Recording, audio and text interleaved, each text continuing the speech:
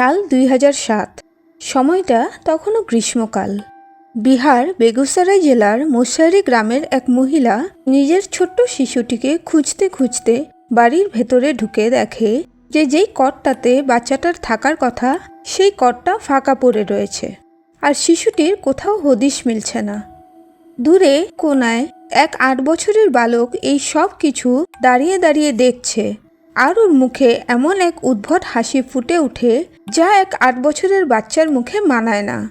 আর কিছুদিনের মধ্যেই এই 8 বছরের বালকটিকে বিহার পুলিশ যখন খুনের মামলায় গ্রেফতার করে, তখন শুধু ভারতই না, পুরো পৃথিবীর মিডিয়া এই নিউজটিকে হতবাক হয়ে কভার করে। আর এই বালকটিকে দেওয়া হয় এক অন্যতম title, world's youngest serial killer, পৃথিবীর কনিষ্ঠতম খুনি। যেই বয়সে পড়াশুনো আর খেলাধুলোতে ব্যস্ত থাকার কথা, সেই বয়সে পুলিশ কাস্টাডিতে। কি পুরো মামলাটা, চলুন বোঝার চেষ্টা করি।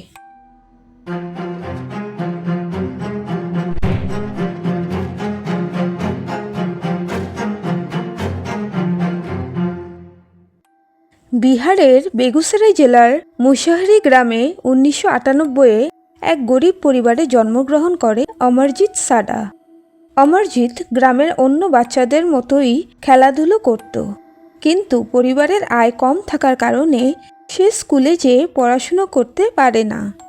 ও সারাদিন গ্রামের রাস্তায় রাস্তায় ঘুরত আর খেলাধুলো করত।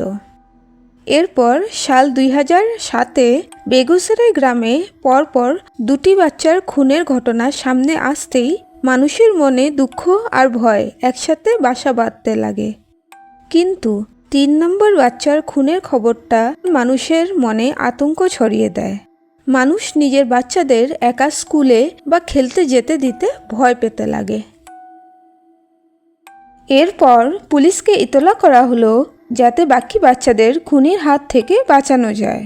পুলিশ যখন গ্রামবাসীদের জিজ্ঞাসাবাদ করা শুরু করে, তখন কয়েকজন অমরজিতের উপর উনাদের সন্দেহের কথা পুলিশকে জানান, কিন্তু পুলিশ উনাদের কথা ধ্যান দেয় না। অবশ্য একটি 8 বছরের বাচ্চার উপর সন্দেহ করাটা এমনিতেই নর্মাল ব্যাপার না, কিন্তু তদন্ত করতে যেয়ে পুলিশ জানতে পারে যে খুন হওয়া 3টি বাচ্চার ভেতরে 2জন বাচ্চা খুদ অমরজিতেরই পরিবারের সদস্য ছিল। খুন হওয়া 3জন বাচ্চার ভেতরে সবথেকে প্রথম খুন হওয়া বাচ্চাটি ছিল অমরজিতের নিজের 6 মাসের ছোট্ট বোন, আর খুন হওয়া 2য় নম্বর বাচ্চাটি ছিল অমরজিতের 9 মাসের মামাতো বোন। এই দুটো খুনের ব্যাপারে অমরজিতের পরিবার জানলেও ওনারা এই ঘটনাটা লুকিয়ে যায়, যাতে অমরজিতের উপর কোনো ধরনের আঁচ না আসে। আর উনাদের প্রতিবেশীরাও এইটিকে উনাদের পারিবারিক মামলা ভেবে চুপ থেকে যায়। ওনারা হয়তো আন্দাজও করতে পারেননি যে একটা অন্যায় লুকোতে যেয়ে ওনারা একজন সিরিয়াল কিলারকে প্রশ্রয় দিয়ে যাচ্ছেন। 2006-এ আবার একটি 6 মাসের শিশু খুশবুর খুনের মামলা সামনে আসে। অমরজিতের প্রতিবেশী একজন মহিলা নিজের 6 মাসের কন্যা সন্তান খুশবুকে বাড়ির ভেতরে কটে খেলতে দিয়ে নিজের বাড়ির কাজে ব্যস্ত হয়ে যায়। কাজ শেষ করে যখন উনি বাড়ির ভেতরে যান, উনি দেখেন যে কটটা ফাঁকা পড়ে রয়েছে আর খুশবুর কোথাও হদিশ মিলছে না। উনি তন্ন তন্ন করে নিজের মেয়েকে খুঁজতে থাকে, কিন্তু খুশবুকে কোথাও খুঁজে পাওয়া যাচ্ছিল না। গ্রাম জুড়ে খুশবুর খোঁজাখুঁজি শুরু হয়। কিছু সময় এমনভাবেই খুশবুর সন্ধানে কাটে গ্রামবাসীদের। এরপর অমরজিৎ নিজেই গ্রামবাসীদের জানায় যে ও খুশবুকে মেরে মাটির নিচে পুঁতে দিয়েছে। এই ভয়াবহ স্বীকারোক্তি শুনে গ্রামের মানুষেরা পুলিশকে পুরো ব্যাপারটা জানায়, আর তারপরেই পুলিশ অ্যারেস্ট করে অমরজিৎকে।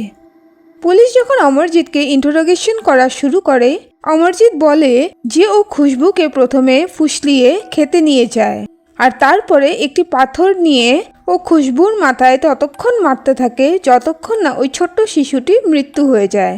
ও পুলিশকে ওই জায়গাটাও দেখায় যেখানে ও খুশবুর লাশটি পুঁতে দিয়েছিল। পুলিশ যখন অমরজিৎকে আরও প্রশ্ন করা আরম্ভ করে, ও শুধু মিচকি মিচকি হাসতে থাকে, কিন্তু মুখ দিয়ে কোনো কথা বলে না।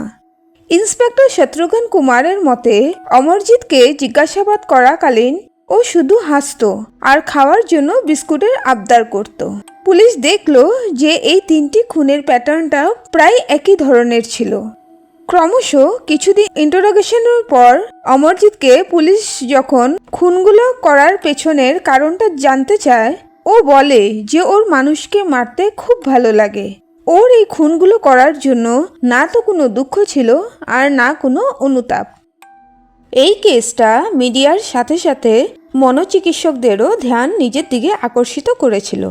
মনোচিকিৎসকদের মতে অমরজিৎ ভালো মন্দের মধ্যে পার্থক্য করতে পারত না। অমরজিতের চিকিৎসা করনেওয়ালা সাইকিয়াট্রিস্ট হুসেইন বলেন যে ওর কন্ডাক্ট ডিসঅর্ডার নামক একটা অসুখে আক্রান্ত ছিল। এই অসুখ মানুষের শরীরে এক ধরনের কেমিক্যাল ইমব্যালেন্স থেকে ঘটে, আর এই অসুখে আক্রান্ত ব্যক্তি অন্যদের কষ্ট পেতে দেখে স্যাটিসফাই হয়। ইন্ডিয়ান কনস্টিটিউশনের মতে যে কোনো ব্যক্তি যার বয়স 18 বছরের নিচে তাকে 3 বছর থেকে বেশি সাজা দেওয়া যায় না। আদালতে পেশির পরে জাজ বলেন যে অমরজিতের বয়সটাও কম আর ও মেন্টালিও আনস্টেবল। অমরজিৎকে একটি মেন্টাল হসপিটালে 3 বছর চিকিৎসা করার পর 2015-তে ওকে একটা ইউথ ডিটেনশন সেন্টারে পাঠিয়ে দেওয়া হয়। ওইখানে 1 বছর থাকার পর 2016-তে যখন ওর 18 বছর পূর্ণ হলো, অমরজিৎকে মুক্ত করে দেওয়া হয়। সম্ভবত রেহা পাওয়ার পর ও নিজের নাম ও ঠিকানা বদলিয়ে অন্য কোনো পরিচয়ে নতুন করে জীবন এগিয়ে নিয়ে যাচ্ছে। আপনাদের মতামতটা কি আমাকে অবশ্যই কমেন্ট করে জানাবেন। ধন্যবাদ।